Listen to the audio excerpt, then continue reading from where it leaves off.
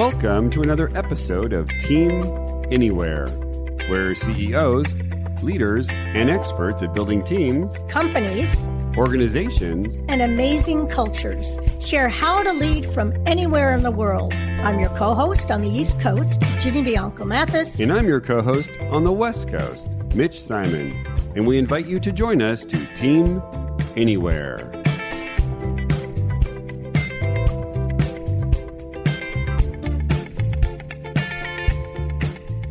Perrine Farque, author of The Successful Hybrid Team, What the Best Hybrid Teams Know About Culture and Others Don't, but wish they did, says the following.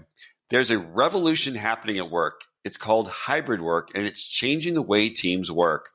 Only the teams that are mastering culture are thriving in hybrid work. On today's podcast, Perrine shares how to master culture and thrive on your team anywhere. Hello and welcome to another episode, actually our first recording of 2023, to another episode of Team Anywhere. I'm your co-host, Mitch Simon, on the West Coast, where it is just really wet. And on the East Coast, we've got our fabulous co-host, Dr. Virginia Bianco Mathis. And today, we have back again, for the second time, award-winning diversity and inclusion expert, Perrine Farque, who just launched her second book, The Successful Hybrid Team, What the Best Hybrid Teams Know About Culture That Others Don't, but wish they did. I just said that in one breath. Yes, you did. Perrine Farque is a professional keynote speaker and diversity expert nominated in the top 50 most influential women in UK tech. She drove strategy at leading organizations, including Facebook, PagerDuty, Pivotal, Enlight Software, and AvePoint. And of course, authored Inclusion, the ultimate secret for an organization's success. That's a much shorter title. But we're going to be talking about the longer title, What the Best Hybrid Teams Know About Culture That Others Don't, but wish they did, the Successful Hybrid Team. So we're so excited to have you back on the podcast. Hi, Mitch. Hi, Ginny. How are you? Hello. It's great to be back. Thanks for having me again. And what an introduction, Mitch. No, we're so excited. As soon as I saw you had your book, it's like, okay, she's coming back. So what we always ask is, so what surprised you since we spoke last time about this crazy world we're living in? Good question, as always. I'd say I have been surprised by leaders, organizations' interest in the topic of hybrid work.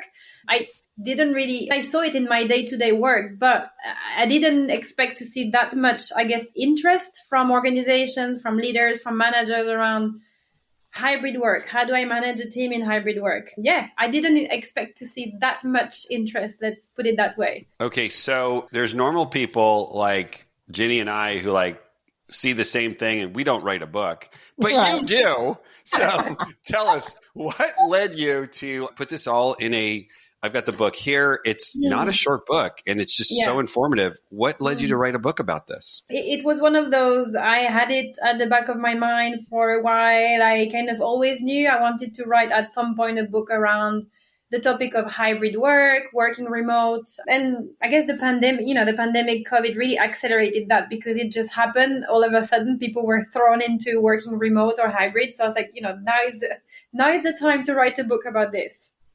Wow. And how long did it take you to write this book? I'd say on and off a few months because I was very disciplined with the writing, very disciplined. And so I'd say maybe six months. Let's put it 6 months. Yeah. Great. That's great. fabulous. And, fabulous. And your publisher's Wiley, which that's not fooling around. That's some serious publishing. I was very lucky and fortunate. I have to say, I truly think I was fortunate to find a commissioning editor who could see the value of my book.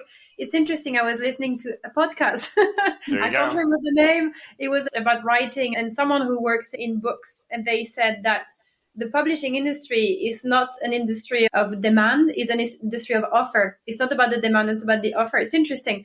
So if someone comes up with an interesting idea for a book, then the commissioning editor will say, okay, let's do it. It's not, like clothing or retail where it's a demand industry. I thought it was very interesting. Yeah, that is interesting. It's sort of like the way Apple worked. Yes. So the obvious question is just to talk about the book. Again, the title, The Successful Hybrid Team, What the Best Hybrid Teams Know About Culture That Others Don't, but wish they did. Yeah. What do the best hybrid teams know about culture that others don't, but wish they did? Well, if I had to summarize in one sentence, I would say they prioritize the culture. They really do prioritize the culture in everything they do. That's what they do well.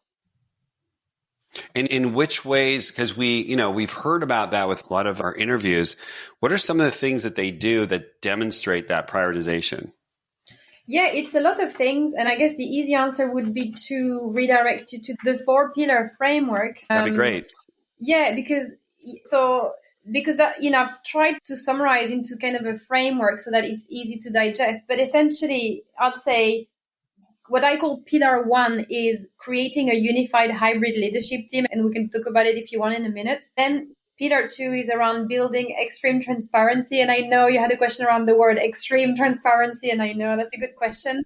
And then the third pillar is around what I call overcommunicating through all channels. And then finally, last but not least, the fourth pillar is around unifying. That's quite a mouthful, so be ready. Unifying cross-cultural hybrid teams through cultural awareness. So it sounds like a lot, but I'm trying to break down into kind of steps, how to do it well, how to do remote work or hybrid work well.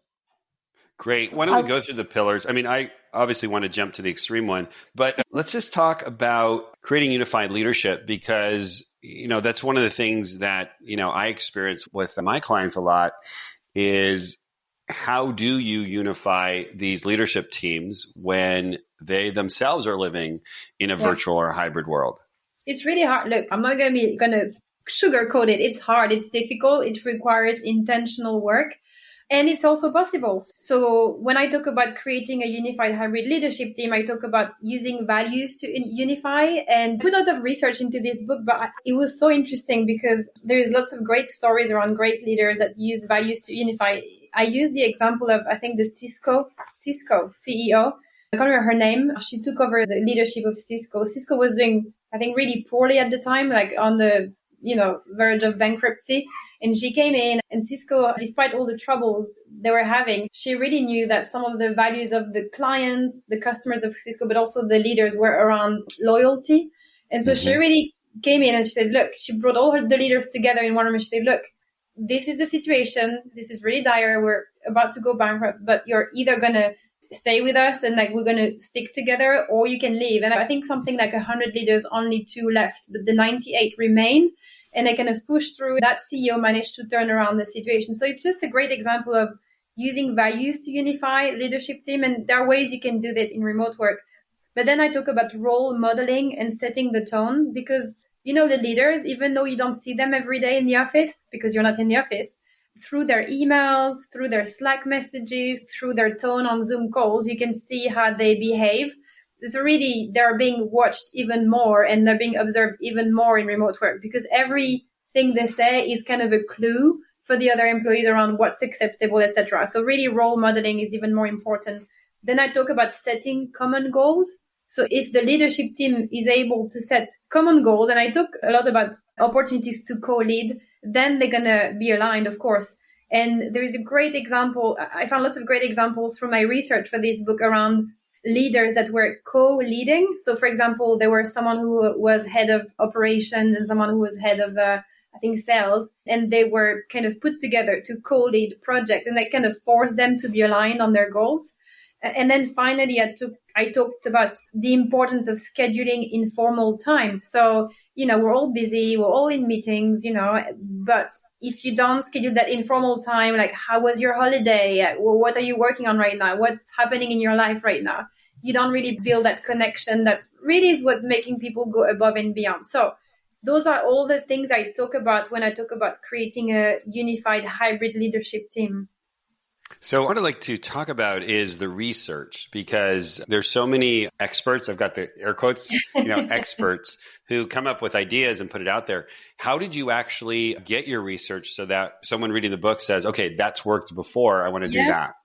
It was very intentional. And also because I personally love researching, I find it fascinating because I love it. I did it with enthusiasm, really. So, for example, I had the structure of my book. I knew the pillars and I knew the kind of sub-chapters. But for each of these sub-chapter, I was, researching and I loved all the stories I found. So in my research, some of those are, well, actually everything is, you can find it, there is sources. Obviously, I would never quote something that is, the source is not legitimate.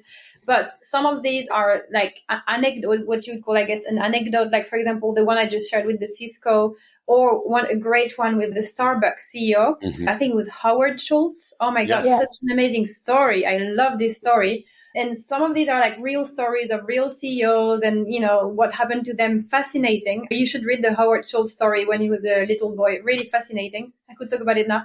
And then some of those are more like what you call a study, a research, a survey with statistics and things like that. But I think it's nice because it's not just my voice. It's, there is research out there. There is anecdotes. There is real people. So I think it makes it more real when I add more research to the book. I love that. I love your thought, which I never thought about before, which was that because we are separated, every, let's say, email, every Slack is, people is kind of are, trying to say, okay, what is he thinking? What is she thinking? What's going on there? What did you find in that area, and what seems to work? Yeah, I mean, it's basically, so there are people who are, I always talk about great leaders, and I've seen them in my career. I've been privileged to work with a couple of great leaders, inspired leaders, and it's just, they're just being so genuine and genuinely care about the people. And what they're already doing in the office, now they're doing over Zoom. So for example, a great leader might join a Zoom call. Imagine there's like 30, 40 people. Maybe it's a weekly like team call or something.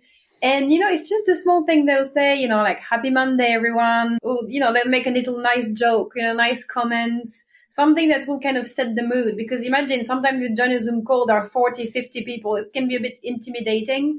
But, if someone just kind of breaks the ice and just say like something funny or sets the mood with like a joke or something, anything, it kind of sets the tone like, okay, our leader says that, then we can joke a little bit, right? So it's so important on Zoom because, as you know, Zoom can be quite intimidating sometimes, especially when you have large groups, 30, 40, 50 people.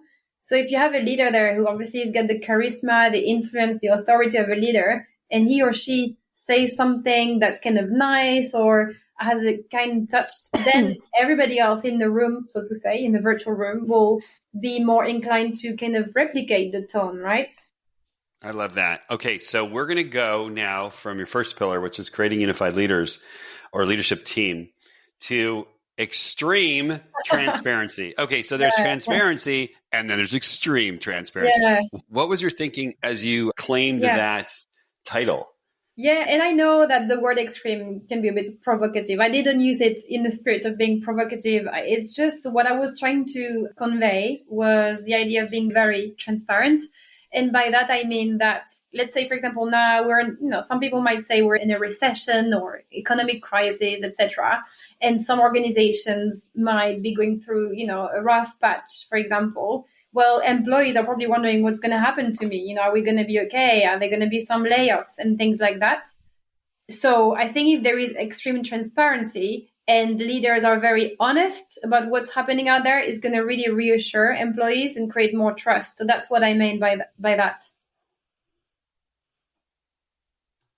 That is so interesting. Okay, we're going to go with it. All right. So tell me, why did you choose to use extreme for transparency? Why not just use transparency? Yeah, and I know it's a little bit provocative, I guess, but what I was trying to convey is the importance of being very transparent. So for example, right now we're going through what some people might call a recession, an economic crisis. And as a result of that, a lot of employees out there are probably feeling a bit uncomfortable or unsettled or questioning or have doubts what's going to happen to me. Are there going to be layoffs?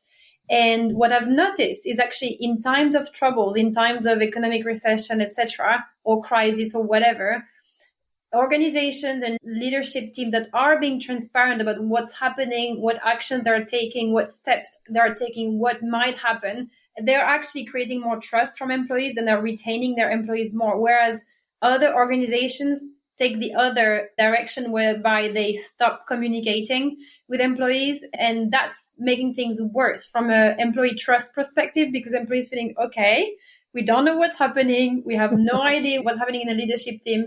I'm going to leave. I'm going to find somewhere else and I'm going to feel safer. So that's an example of the importance of being transparent, especially when there is a difficult time, because then you create the trust that's going to make your employees stick around.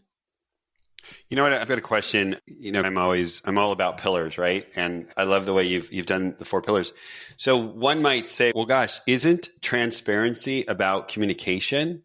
And you actually have one pillar on transparency and another pillar on communication. Yeah. So I'd love for you to double down on the distinction for our listeners, why the emphasis on transparency and how it's different from communication. Yeah. It's a very good question because you're right. They are very connected. And actually I was questioning myself for so long. Should I, combine them, and should it be just one chapter? And yes, it could have been one chapter, but I felt very strongly about the transparency aspect. And I even managed to break it down into smaller chunks. So for example, in the transparency chapter, I talk about, for example, a very real example, very concrete, encouraging leaders to embrace social media. In the day and age of 2023, remote work, hybrid work, social media is more prominent than ever before.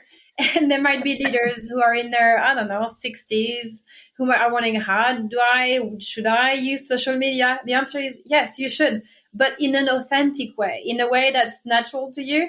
Why? Because a lot of your employees are going to be on social media, whether it's LinkedIn, Twitter, and they're going to appreciate that you're being authentic and transparent. So it's one way that leaders can be transparent on, in hybrid work.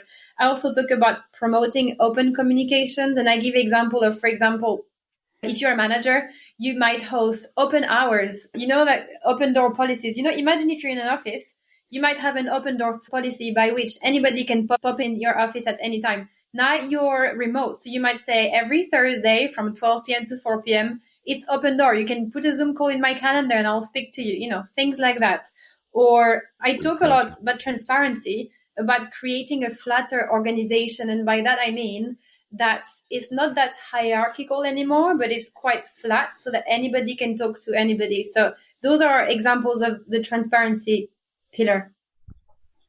Yeah, that is a great idea. I may do that myself. It's interesting because you're kind of replicating the open door policy in remote work. You're saying, all right, every Thursday, me, the CEO of the company, I block time for any employee to come in and speak to me, whether you're an intern, whether you just started the job, and I'm making myself available and I'm being very transparent because I'm not saying I only want to speak to, the C-suite. I want to speak to everybody in the organization. That really creates transparency. Okay, that's great.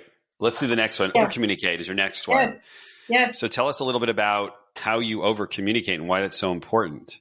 Yeah. And I know, again, some people might say, hey, wait a minute. Isn't that a bit too much? Because listen, we are all overwhelmed by the amount of emails we receive every day, texts and notification and Slack. Why should we overcommunicate? And I get it. Sometimes it can be a bit too much. But really, some people prefer certain channels than others. So it's about using all the different channels so that your employees will see your message. The reason I say over communicate through all channels is because in remote work, obviously some people are going to prefer certain channels over other. For example, I know I'm more of an email type of person. Some people prefer Slack, for better or for worse. Some people like text, some people like WhatsApp, right? Some people like to use, Monday.com or whatever software. And it's important to acknowledge that not everybody has the same kind of communication channel. So one thing I've noticed is in remote work, you can easily lose message because of all these hundreds of different channels. So you might say, all right, I've sent an email about this. I might as well send a Slack message and I might put it on the Monday.com or, send a text if it's important. But one thing I always use the acronym of, I say CEOs or leaders. They're a bit like CROs, like Chief Reminder Officers, right?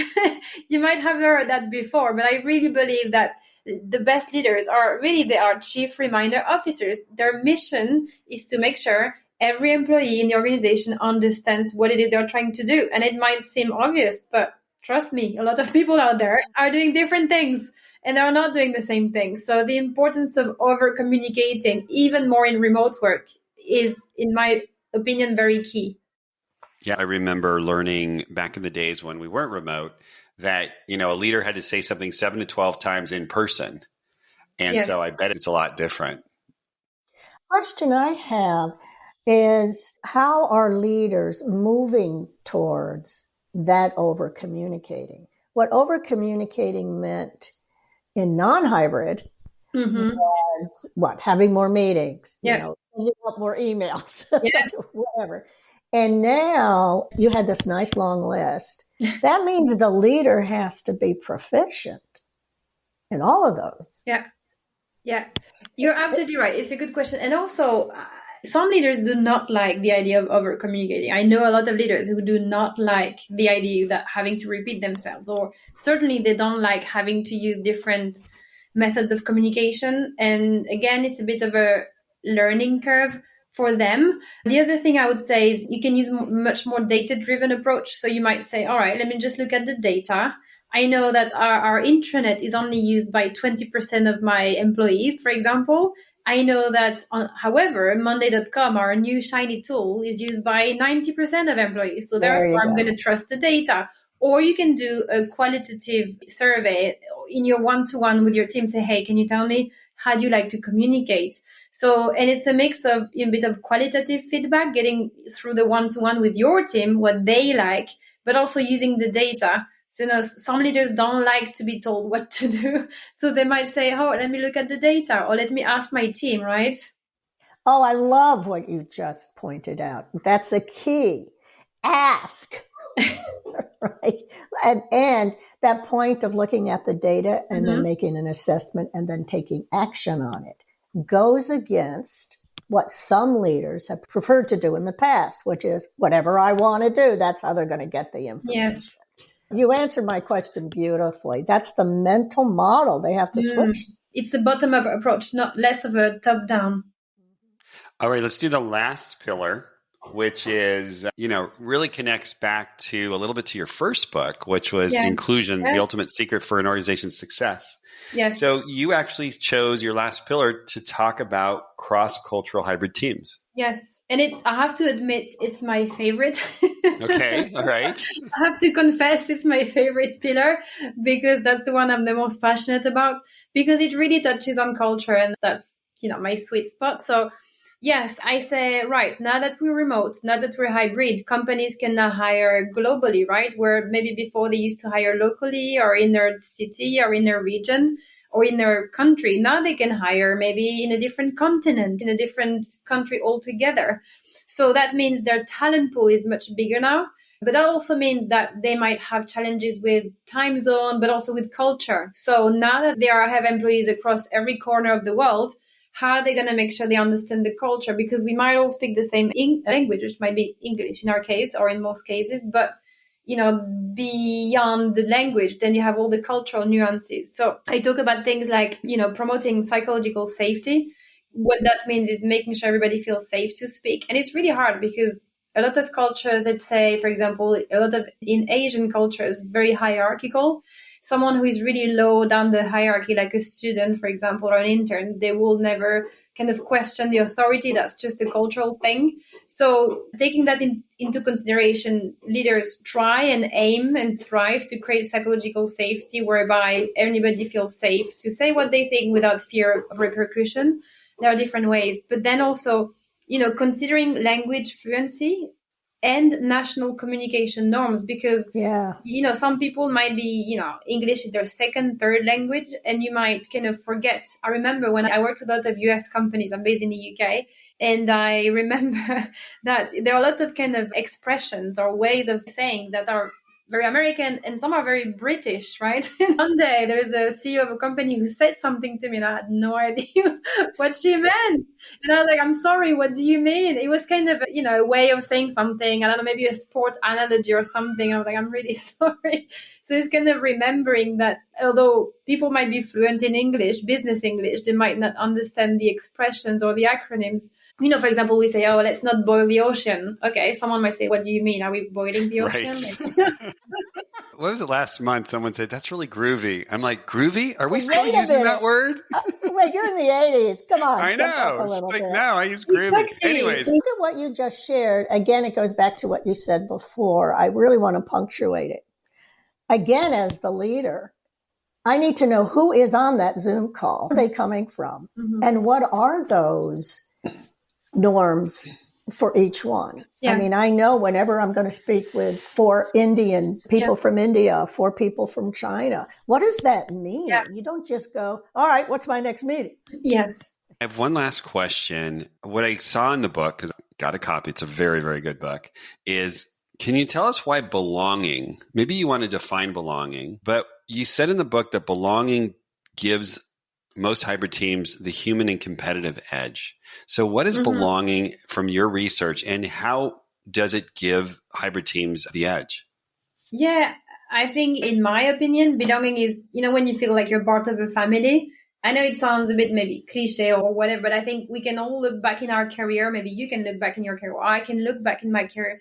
And I had time where I actually felt, those people, they had my back, and I felt that if we were going through a rough patch or whatever, they would have my back. And so it's kind of when you feel like you belong, you feel that you're one of the family, you're one of the clan, you're one of them, and they've got your back, you've got them back, their back. And when people feel like they belong, they would go above and beyond. And at that point, it has nothing to do with the salary anymore. At that point, it's like, yeah, the salary, sure. But it's like, all right, I know they're there for me. I'm there for them. I want to do this thing because, we're a good group. So that's why I think, especially in hybrid work, where some people, they might never see each other face to face. They might see face to face once a year. When they feel that they belong, I think that's even more important, because then they're going to go above and beyond. It's not about micromanaging anymore, checking in at 9 a.m. and checking out at 5 p.m. It doesn't matter which hours, how many hours you work. It's about getting the work done. And if you feel like you belong, you're part of the team, so to say, you're going to work how many hours you need to work to get the work done. All right, great. So this has been fantastic, and we could go on and dive even deeper, or wait for your next book. But for now, where can we find out more about you and find more great resources? Yeah, easy. LinkedIn is my number one channel. So if you're on linkedin.com, add me, Perrine Farque, or I'm also on Twitter, Perrine Farque UK. I'm on Facebook, Perrine Farque, and I'm on Instagram as well. Talking about all social media channels, I'm everywhere. It sounds like it. Okay, great. Well, this has been phenomenal. It's great to see you again. And really congratulations on your book, and good luck with that. So thank you so much, Perrine. Thank you so much, Ginny. And thank you so much to our listeners for tuning in on another incredible episode of Team Anywhere. And we can't wait to see you next time.